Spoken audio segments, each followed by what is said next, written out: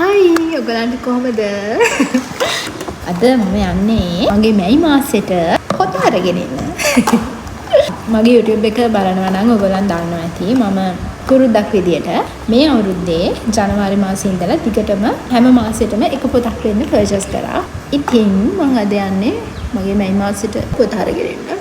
මාර්තු වල ගිහින් තමයි මාර්තු අප්‍රේල් දෙකටම එකට පොත් දෙකක් ගත්තා. මම දන්නේ අද මම කොච්චර පොත් ගන්න හිතේද කියලා.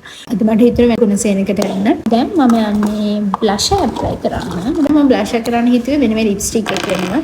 මෙතන චුට්ටක් දාගමු. ඒ ලෙවල් කරන අංගල මල්ලිලගේ රිසල්ට්ස් අවුට් වුණානේ. ඉතින් කොහොමද? ඔයගලන්ට බලාපොරොත්තු රිසල්ට්ස් තියෙනවද? නැත්නම් අපි ආයෙ කරමු.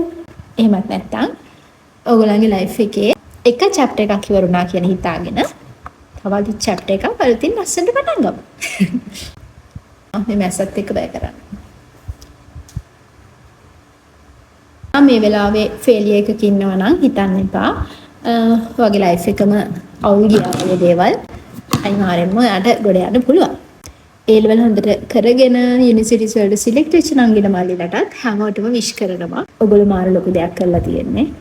ඔයගලන්ගේ අම්මලාට තාත්තලාට ඒ දීපු සතුට ඔයගලන්ට කවදා හරි රිටර්න් එක විදියට ලැබෙනවා අනිවාර්යෙන්ම. ඉතින් අනිත් අය දුක් වෙන්න එපා. ඔයගලන්ට පුළුවන් ඔයගලන්ගේ අම්මලා තාත්තලාව ප්‍රවුඩ් කරන්න.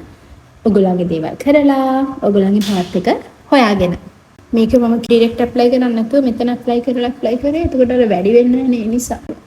eyebrows. මම eyebrows shape කරන්නේ මාසෙකට එකවර තමයි. අලුත් වීඩියෝ එක YouTube එකට අප්ලෝඩ් කරලා තියෙන්නේ. ඔයගොල්ලන් ආසයි නම් ගිහින් බලන්න.